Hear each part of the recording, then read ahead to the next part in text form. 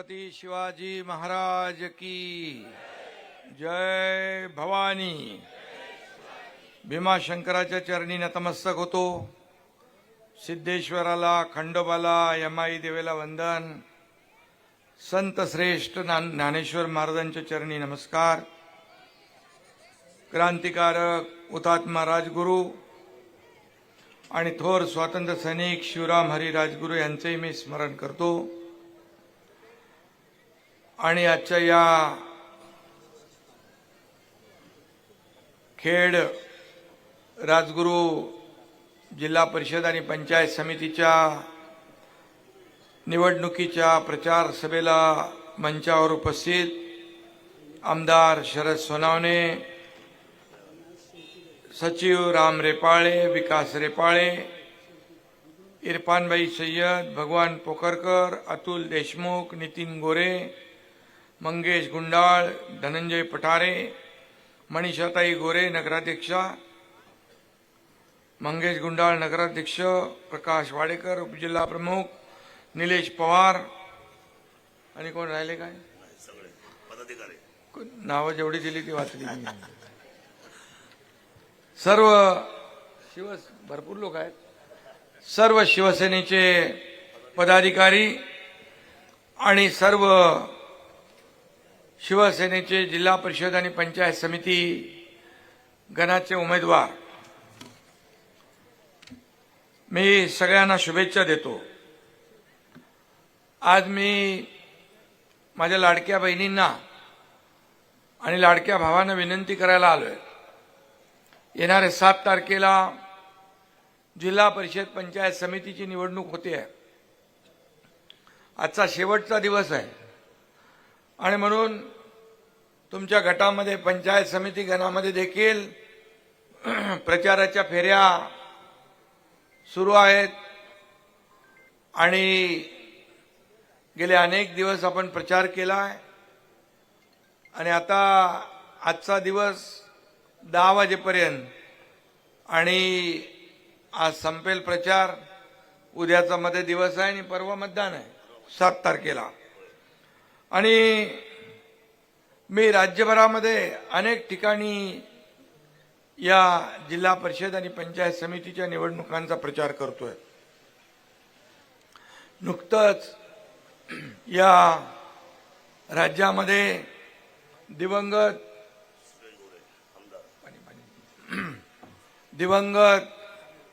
आपले उपमुख्यमंत्री अजितदादांचं दुःखद निधन झालं। दुःखाचं सावट आहे। मी त्यांना भावपूर्ण श्रद्धांजली अर्पित करतो। त्याचबरोबर आपले माजी आमदार सुरेश गोरे यांना देखील विनम्र अभिवादन करतो।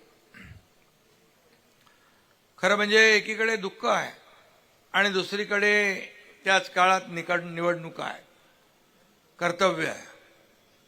आणि म्हणून या निवडणुका आहेत कार्यकर्त्यांच्या। मोठ्या निवडणुका झाल्या, लोकसभा झाली, विधानसभा झाली। आता हेच कार्यकर्ते व्यासपीठावर बसलेले आणि समोर सर्व कार्यकर्ते आहेत। हेच आपल्याला खासदार, आमदार म्हणून निवडून देतात आणि म्हणून या कार्यकर्त्यांच्या निवडणुकीमध्ये देखील त्यांना पाठबळ दिलं पाहिजे, त्यांच्या मागे उभं राहिलं पाहिजे। यासाठी मी स्वतः आपल्याला विनंती करायला आलोय। खरं म्हणजे ही निवडणूक यापूर्वी झाली, लोकसभा, विधानसभा, नगर परिषदा झाल्या, महापालिका झाल्या। यामध्ये देखील आपण शिवसेनेला भरघोस असं यश दिलं आणि शिवसेनेच्या पाठीशी खंबीरपणे आपण उभा राहिलात। आणि या निवडणुका देखील जिल्हा परिषद आणि नगरपंचायती या ग्रामीण भागाच्या विकासासाठी महत्वाच्या आहेत। मी मुख्यमंत्री असताना 2.5 वर्ष पायाला भिंगरी लावून या महाराष्ट्रामध्ये फिरलो। या महाराष्ट्राला पुढे नेण्याचं काम आम्ही केलं। एक टीम बनून आम्ही काम केलं आणि या महाराष्ट्रामध्ये लोकाभिमुख कल्याणकारी योजना देखील आणल्या, विकासाला चालना दिली, थांबलेला विकास पुढे नेला। पूर्वीचं स्थगिती सरकार होतं, आम्ही स्थगिती काढली आणि प्रगती सरकार आणलं आणि या राज्यामध्ये अनेक प्रकल्प पुढे घेऊन चाललोय. सिंचनाचे असतील, रस्त्याचे असतील, शेतकऱ्यांचे असतील आणि त्याचबरोबर लोकाभिमुख कल्याणकारी योजना राबवल्या. त्याच्यामध्ये मुख्यमंत्री माझी लाडकी बहीण योजना, लेक लाडकी लखपती योजना, एसटी मध्ये 50% सवलत देण्याचा निर्णय असेल, मुलींना उच्च शिक्षण मोफत देण्याचा निर्णय असेल, आपल्या नावासमोर पहिल्यांदा आईचं नाव लिहिण्याचा निर्णय देखील आपल्या सरकारने घेतला. या माझ्या लाडक्या बहिणींना आम्हाला आत्मनिर्भर करायचं आहे, स्वतःच्या पायावर उभं करायचं आहे आणि म्हणून त्याचबरोबर शेतकरी सन्मान योजना केली. 6,000 रुपये वर्षाला आपण देऊ लागलो, केंद्राचे 6, राज्याचे 6. पीक विमा योजना केली, झालेल्या नुकसान भरपाईतले सगळे अटी शर्ती बाजूला केल्या. अतिवृष्टी अवकाळीमुळे जे नियम निकष बाजूला केले, एनडीआरएफच्या दुप्पट पैसे देऊ लागलो. 2 हेक्टरचं लिमिट होतं, 3 हेक्टर केलं. सततच्या पावसामुळे होणारं नुकसान मिळत नव्हतं, ते आपण देऊ लागलो. शेतकऱ्यांच्या मागे उभे राहिलो. या राज्याच्या तिजोरीवर पहिला अधिकार कुणाचा असेल? त्या माझ्या शेतकऱ्यांचा आहे, माझ्या कष्टकऱ्यांचा आहे, माझ्या बळीराजाचा आहे, लाडक्या बहिणींचा आहे. आणि म्हणून या लोकाभिमुख कल्याणकारी योजनांमध्ये सगळ्यात माझी आवडती योजना कुठली असेल तर मुख्यमंत्री माझी लाडकी बहीण योजना. त्यावेळी देखील अनेक लोकांनी विरोध केला, कोणी कोर्टात गेलं, म्हणाले चुनावी जुमला आहे, ही खोटी घोषणा आहे, हे फसवी घोषणा आहे, निवडणुका गेल्या की काय मिळणार नाही. परंतु शब्द देणारा हा एकनाथ शिंदे तुमचा भाऊ मुख्यमंत्री होता आणि म्हणून किती अडथळे आले तरी आम्ही पार करून आम्ही टीम म्हणून निर्णय घेतले. मला सांगायला या ठिकाणी अभिमान वाटतो, दरवर्षी 40 ते 45 हजार कोटी रुपये मुख्यमंत्री माझी लाडकी बहीण योजनेमध्ये खर्च होतात. आता काही लोक म्हणायला लागले या लाडकी बहीण योजनेमुळे बजेट कोलमडले. अरे बजेट कोलमडले, पण जर तुम्ही सर्वे केला, या माझ्या लाडक्या बहिणीने छोटा मोठा व्यवसाय केलाय, हेच पैसे अर्थव्यवस्थेत आलेत, हेच पैसे अर्थव्यवस्थेला चालना देत आहेत. बचत गट एकत्र झाले, महिला एकत्र आल्या, काही लोकांनी छोटा व्यवसाय मोठा केला, काही लोकांनी छोटा व्यवसाय सुरू केला. याचा अभिमान आम्हाला आहे. स्वतःच्या पायावर उभं करण्याचं काम आम्ही केलं. स्वतःच्या सहीने पैसे काढण्याचा अधिकार आमच्या लाडक्या बहिणींना आम्ही दिला, याचा अभिमान आम्हाला आहे. त्यामुळे लाडक्या बहिणींचं घरात वजन वाढलं, आदर सन्मान वाढला, समाजामध्ये आदर सन्मान वाढला आणि म्हणून आता पैसे हात पसरण्याची वेळ त्यांच्यावर आता येणार नाही. स्वतःच्या पैसे स्वतःच्या हाताने स्वतःच्या सहीने काढण्याचा निर्णय आम्ही दिला. आणि म्हणून काही माझ्या लाडक्या बहिणीने आपल्या कुटुंबातलं मुलांचं शिक्षण असेल, औषध पाणी असेल, उपचार असेल, याला देखील पैसे केले. काही अतिशय गरीब कुटुंब आहेत, अतिशय दुर्गम भागामध्ये राहतात, त्यांना पाहिल्यानंतर दुःख वाटतं, वेदना येतात. आणि काही लोक असे आहेत की फक्त त्यांचं पोट भात शेतीवर असतं. काही लोक दुर्गम भागात राहतात, घरामध्ये 2-3 लोकच आहेत, दुसरं कमवता काही नाही. म्हणाल कसं करता तुम्ही? भले काय भाताची शेती करतो आणि तुम्ही दिलेले 1,500 त्याचं तेल, मीठ, पाणी, मसाला आणतो आणि खातो. अशी देखील कुटुंब आहेत, अशी देखील गरीब कुटुंब आहेत. मग कशाला पाहिजे सरकार? मग सरकार म्हणून काय त्यांना जर आम्ही दिलं तर का तुमच्या पोटात दुखतंय? तुम्ही तर दिलं नाही, देण्याचा कधी प्रयत्न केला नाही. आम्ही देतोय त्या पोटात का जळमळ, का मळमळ? कधी जाऊन कोर्टामध्ये जा, निवडणूक आयोगाला पत्र द्या, यांचे हप्ते थांबवा. अरे हप्ते देणारे आम्ही आहोत, हप्ते बँकेत भरणारे आम्ही आहोत, हप्ते घेणारे लोक नाही, आम्ही देणारे आहोत. आणि म्हणून आम्ही देणार. आणि म्हणून आमच्या लाडक्या बहिणींचे जे काही थांबलेलं असेल ते 3-3 महिन्याचे आता 4,500 रुपये एका टप्प्यामध्ये मिळणार. कुठल्याही परिस्थितीमध्ये कुणाचाही माईकाला आला तरी लाडकी बहीण योजना कधीही बंद होणार नाही. उलट तुम्हाला तुमच्या पायावर उभं करायचं आहे. आम्हाला तुम्हाला लखपती झालेलं बघायचं आहे, अरे मला विचारतात लोक, तुम्ही निवडणुकांमध्ये 2100 रुपये घोषणा केली. हो बोलो केली आहे. योग्य वेळी ते पण आम्ही देणार. आम्ही बोललोय ते करणार. काही लोक म्हणतात शेतकऱ्यांचं कर्ज माफ कधी करणार. तुम्ही आश्वासन दिलंय. मी आपल्याला सांगतोय, आश्वासन आम्ही दिलंय. मुख्यमंत्री आणि आमची बैठक एक झाली आहे, एक कमिटी गठीत केलेली आहे आणि आपल्याला सांगतो, शेतकरी आमचा अन्नदाता आहे. शेतकऱ्याला वाऱ्यावर सोडणार नाही. योग्य वेळी कर्जमाफीचाही निर्णय आमचं सरकार घेणार. आम्ही मागे हटणार नाही, कारण शेतकरी आमचा केंद्रबिंदू आहे. शेतकरी हा अन्नदाता आहे, त्याला वाऱ्यावर आम्ही सोडणार नाही. ऑक्टोबरमध्ये जेव्हा अतिवृष्टी झाली, या महाराष्ट्रामध्ये हाहाकार झाला, त्यावेळेस देखील मी म्हणालो होतो शेतकऱ्यांची दिवाळी काळी होऊ देणार नाही. आणि आम्ही पैसे दिले. 32,000 कोटीचं पॅकेज जाहीर केलं. त्यातल्या पैशाचं वाटप सुरू केलं. सगळ्या अटी शर्ती बाजूला ठेवल्या. आणि हेच सरकार सर्वसामान्यांचं म्हणून काम करतंय. आणि म्हणून एका मुलीने आत्महत्या केली. मुलीने एका आत्महत्या केली. कशासाठी? तर शिक्षणासाठी. इंजिनिअरिंगचं शिक्षण घेत होती.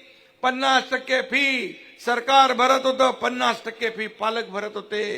तिला भीती वाटली, माझे वडील, माझा बाप हे फी भरू शकणार नाही आणि आत्महत्या करेल, म्हणून तिने स्वतः आत्महत्या केली. अतिशय दुर्दैवी घटना घडली. मनाला वेदना आणि चटका लावणारी घटना घडली. मी मुख्यमंत्री होतो त्यावेळेस 12:30 वाजता रात्री टीव्हीवर बातमी ऐकली. एका आठवड्याच्या आत कॅबिनेटला प्रस्ताव मागवला आणि 50% फी होती ती 100% फी मध्ये सवलत देण्याचा निर्णय आमच्या सरकारने घेतला. हे सरकार आहे, संवेदनशील सरकार. आणि म्हणून वेदना आणि संवेदना असणारं हे सरकार विकासाचा अजेंडा घेऊन पुढे चाललंय. विकास काय असतो हे 3.5 वर्षात आपण पाहिलंय. ज्या विकास थांबला होता तो विकास पुढे चाललाय, वेगाने पुढे चाललाय. आणि असाच वेगाने महाराष्ट्राला पुढे न्यायचं आहे. म्हणून त्याच्यामध्ये तुमची साथ पाहिजे. मगाशी शरद सोनवणे म्हणाले की या ठिकाणी कोणी म्हणाले आम्ही एवढे पैसे खर्च केले, तेवढे पैसे खर्च केले, अमकं केलं तमकं केलं. निवडणुका आहेत म्हणून लोक येतील, निवडणुकांमध्ये खोटी आश्वासनं देतील, काही करतील. पण मी आपल्याला सांगतो, आम्ही जी ओवाळणी माझ्या लाडक्या बहिणींना टाकली आहे ती फक्त निवडणुकापुरती नाही, दिवाळी दसऱ्यापुरती नाही, भाऊबीजेपुरती नाही. दर महिन्याला या भावाची ओवाळणी माझ्या बहिणीला मिळणार म्हणजे मिळणार. त्यामुळे ही कायमची आहे, ही कधी बंद होणारी ओवाळणी नाही. आणि म्हणून आपल्याला एकच लक्षात ठेवायचं आहे, फक्त निवडणुकीमध्ये आश्वासन देणारे कोण, निवडणुकीमध्ये आपल्याकडे येणारे कोण आणि निवडणूक झाले की पळणारे कोण, तुम्ही कोण आम्ही कोण विचारणारे असे लोक आहे. आणि म्हणून आपल्याला मला एवढंच सांगायचं आहे की तुम्ही या ठिकाणी चाकणला आपल्या मनीषाताई गोरे यांना नगराध्यक्ष केलं, भगवा फडकवला, बाळासाहेबांचा बाणा तुम्ही राखला, भगव्याचा मान तुम्ही राखला. आणि त्याचबरोबर शिवसेनेचे मंगेश गुंडाळ त्यांना देखील विक्रमी मताने आपण नगराध्यक्ष केलं. त्याबद्दल देखील तुम्हाला मी मनापासून धन्यवाद देतो. या भागातले माजी आमदार आपले सुरेश भाऊ गोरे एक अतिशय सज्जन आमदार, एक कृतिशील आमदार, सर्वसामान्यांच्या सुखदुःखामध्ये धावून जाणारा आमदार. मी एकदा त्यांच्या कुठला महिलांचा कार्यक्रम होता त्याला आलो होतो. हजारो माझ्या लाडक्या बहिणी त्यांच्या कार्यक्रमाला होत्या. किती त्यांनी हीच कमाई होती त्यांची, हीच कमाई लोक कमावली होती. पैसा किती कमवला, प्रॉपर्टी किती कमवली, संपत्ती किती कमवली, यापेक्षा माणसं किती कमवली आणि माणसांचं प्रेम किती कमवलं हे महत्वाचं आहे. आणि म्हणून आपण सावधपणे मतदान करा. निवडणुका येतील जातील, 5 वर्ष हातातली घालवू नका. हक्काचा माणूस निवडून द्या, जो कधी तुम्ही रात्री अपरात्री बोलून त्याचं काम करू शकता त्याच्याकडून. असे लोक आपल्याला निवडून द्यायचे आहेत. आणि शिवसेना 80% समाजकारण 20% राजकारण करणारी आहे. बाळासाहेब आनंद दिघे साहेबांच्या विचारावर चालणारी शिवसेना आहे. एक सर्वसामान्य शेतकऱ्याचा मुलगा हा एकनाथ शिंदे राज्याचा मुख्यमंत्री झाला म्हणून तर मला वेदना आणि गरिबीची जाण आहे. म्हणून एवढ्या मोठ्या मोठ्या योजना आपण केल्या, एवढ्या मोठे निर्णय आपण घेतले. इतिहासामध्ये कधी एवढे मोठे निर्णय आपण घेतले नव्हते. या 2.5 वर्षाच्या काळात घेतले, मागच्या 1 वर्षाच्या काळात आपण घेतोय. 232 आमदार तुम्ही निवडून दिले. हा इतिहास चमत्कार माझ्या लाडक्या बहिणी आणि भावांनी केला. या महाराष्ट्रात कधी 232 आमदार आले नाही. आणि म्हणून आमची जबाबदारी आहे तुम्हाला देखील आत्मनिर्भर आत्मसन्मान मिळवून देणं हे आमचं काम आहे. माता सुरक्षित तर कुटुंब सुरक्षित हे अभियान आम्ही राबवलं. शासन आपल्या दारी आम्ही घेऊन गेलो. आता आरोग्य आपल्या दारी आम्ही नेतोय. प्रत्येक माझ्या माता भगिनी भावांची शेतकऱ्यांची आरोग्याची काळजी आम्ही घेतोय. मुख्यमंत्री मी असताना 1.5 लाखाचं महात्मा ज्योतिबा फुले विमा योजना 5 लाखावर घेऊन गेलो. 5 लाख रुपये त्याची मर्यादा वाढवली. हे आम्ही केलंय. आणि म्हणून आपल्याला बाकी मी काय सांगत नाही. खेड स्मारकासाठी 254 कोटीचा आराखडा बनवलाय. त्यापैकी 104 कोटी रुपये उपलब्ध करून दिले. भूसंपादनाचं काम आता सुरू झालेलं आहे. ही क्रांतिकारकांची भूमी आहे आणि म्हणून इथे विकासाची क्रांती आपल्याला घडवायची आहे. गेल्या 4 वर्षात आपण ते करतोय. आपल्या गावचा कोण आहे? डबल केसरी शिवराज द्राक्ष इकडे आहे का? महाराष्ट्र डबल केसरी शिवराज सामान्य कुटुंबातला आहे. आता इथं पण कोणाचं तरी नाव घेतलं नाही बाबा. कोण तो? युवराज लांडे. तो पण आपला महात्मा आपला मुख्यमंत्री सहायता निधीचं काम करतो ना. किती लोकांना मदत केली?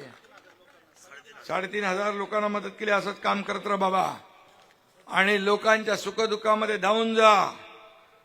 तर खऱ्या अर्थाने लोकांचा रिझल्ट हे घ्या, आशीर्वाद घ्या. आणि म्हणून या ठिकाणी मी सांगतो एकनाथ शिंदेचं काम बघतो पाहतो वगैरे नाही. No reason on the spot decision. जागेवर खटका पाडून मोकळं व्हायचं. आणि मग एवढे मोठे मोठे निर्णय घेतले. याला देखील हिंमत लागते, धाडस लागतं आणि देण्याची दानत लागते. ती आम्ही दाखवली आहे. पीएमआरडीएने चाकण औद्योगिक क्षेत्रातील वाहतूक कोंडी इथला विषय आहे. वाहतूक कोंडी कमी करण्यासाठी 156 कोटींचे रस्ते आपण करतोय. रस्ते मोठे करतोय. खेड तालुक्याने घरकुल योजनेमध्ये आघाडी घेतली आहे. प्रधानमंत्री आवास योजना रमाई मधून गरिबांना घर देतोय. म्हाडामधून प्रधानमंत्री आवास योजनेअंतर्गत खेड आणि मुळशी तालुक्यात 13,000पेक्षा परवडणारी घरं आपण देतोय. पहिला हायटेक तालुका होण्याचा मान या ठिकाणी मिळाला आहे. हेलिकॉप्टर उडाणाची वेळ झालेली आहे, चिठ्ठी आलेली आहे. आणि म्हणून 162 ग्रामपंचायती पेपरलेस होता. 13 सेवा ऑनलाईन उपलब्ध केल्या. काही महापालिकाने जमलं नाही, त्या नगर परिषदेने केलंय. याचा अभिमान आहे आपल्याला. आणि म्हणून मी बाकी जास्ती काय बोलत नाही. एवढंच सांगतो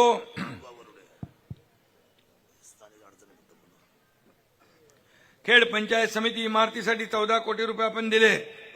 त्याचं काम चालू आहे. वाबगाव वरुडे टंचाईग्रस्त गावात पिण्याच्या पाण्याचा प्रश्न मिटवायचा आहे. राजगुरुनगर चाकण नगर परिषद हद्दीतील ट्रॅफिकचा प्रश्न, वाहतूक कोंडीचा प्रश्न मार्गी लावायचा आहे. दोन्ही नगर परिषदावर भगवा फडकवला आहे. त्याला निधी कमी पडू देणार नाही. ते नगर विकास विभाग माझ्याकडेच आहे, त्यामुळे तिथं काही कमी पडणार नाही. उरण पनवेल शिरूर राज्य रस्त्याला मंजुरी देऊ. राजगुरुनगर भीमाशंकर रस्त्याचं काम आचारसंहिता पूर्ण झाल्यानंतर त्याच्या मागे आपण लागू. त्याचबरोबर चास कमान भामा आस्केड कळमोडी धरणामधील बुडीत बंधाऱ्यांना मंजुरी देऊ. वरुडे वाबगाव उपसा सिंचन पाणी योजनेला पाठपुरावा करून मंजुरी देऊ. आपल्या यांच्याकडेच आहे पाणी पुरवठा मंत्री. आणि म्हणून मी आपल्याला त्याचबरोबर काही याच्यामध्ये शिक्के मारलेले आहेत. काही सरकारी राखीव शेरे मारले 30 गावातील 9,088 हेक्टरवर. ते देखील आपल्याला काढायचे आहेत. खेड एसईझेड मधले जमिनीवरचे शेरे काढलेले आहेत. त्यामुळे शेतकऱ्यांना मोठा दिलासा देण्याचं काम आपण करू. आणि म्हणून उमेदवारांची नावं आहेत. जिल्हा परिषद डॉक्टर संतोष सीताराम सुपे वाडा वाशेरे गट, रेटवडी वाबगाव गट रोहिणी गणेश तिगळे, पिंपळगाव मरकळ गट श्रीनाथ सीताराम लांडे, नाणेकरवाडी म्हाळुंगे गट विठ्ठल गणेश नाणेकर, पाईट आंबेठाण गट निशा राहुल गोरे, पंचायत समिती गण वाशेरे गण रोहिदास दत्तात्रय मेटल, वाडा गण मनीषा गणेश हिले, रेटवडी गण अनिता विकास मांजरे, वाबगाव गण सुनीता संतोष सांडबोर, पाईट आंबेठाण गण जया रणजित भोगसे, पिंपळगाव गण सीमा संतोष दौंडकर, मरकळ गण विशाल प्रकाश झरेकर, नाणेकरवाडी गण छाया किरण किर्ते, म्हाळुंगे गण अर्चना नितीन गाडे, मेदनकरवाडी गण संजय सीताराम वाघमारे, काळूस गण ऍड नवनाथ भुजंगराव कडूस गण चांगदेव ज्ञानेश्वर ढमाले आणि कुरळी गण तनुजा निलेश पवार. सगळ्यांना मनापासून धन्यवाद. या सर्व लोकांची नावं मी वाचली आहेत. आता त्यांना निवडून आणायचं काम तुम्ही करायचं आहे. त्यांना निवडून आल्यानंतर या भागाला निधी कमी पडणार नाही हा शब्द मी आपल्याला देतो. धन्यवाद. जय हिंद, जय महाराष्ट्र. या ठिकाणी मंचावरती प्रवेश होणार आहे.